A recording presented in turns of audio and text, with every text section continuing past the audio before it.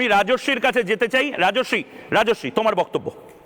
আজকে রাজুদা যে প্রসঙ্গ উত্থাপন করলেন, আগামী 22 তারিখে যিনি উদ্বোধন করবেন রাম মন্দিরের, যার জাতি নিয়ে গোটা পশ্চিমবঙ্গ কেন ভারতবর্ষ নানান প্রশ্ন করেছিলেন, সেই ভারতবর্ষের যশস্বী রাজর্ষি প্রধানমন্ত্রীর জাতি কি, তার জবাব কি দিতে পারবেন? যার উদ্বোধন নিয়ে আজকে এত প্রশ্ন আজকে বিরোধী করছে, সেটাই ভুলে গেছেন। এটা বিরাট বড় ফঁপা রাজুদা করে ফেললেন, সেম সাইড গোল।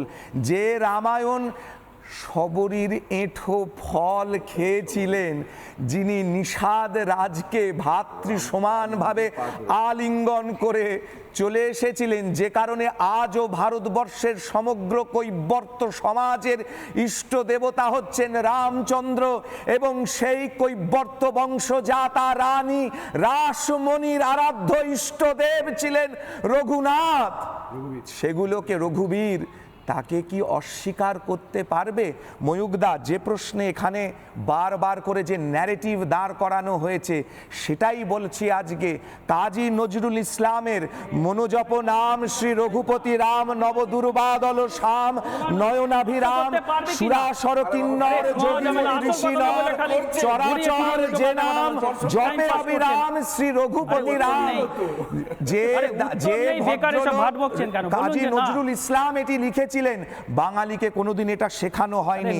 রাজা কৃষ্ণচন্দ্র, রানী ভবানী, রানী রাসমণি, মহাপ্রভু চৈতন্যদেব, আদিবাসী এসছি, তারা রামের স্পর্শ ছোঁয়ার অধিকার আছে, রাম মন্দিরে গিয়ে তারা ছুঁয়ে পুজো দিতে পারবে, এটা বলুন না। মহাপ্রভু চৈতন্যদেবের আদি পূর্বপুরুষের বাস্তু ভিটে, একথা বাঙালিকে জানতে দেওয়া হয়নি। মুকুন্দ রামের বর্ণনায় মুকুন্দ রাম কি বলছেন, প্রথমে নমি রাম নবদুর্বাদল শ্যাম, বাঙালিকে জানানো হয়নি, বাঙালিকে জানানো হয়নি।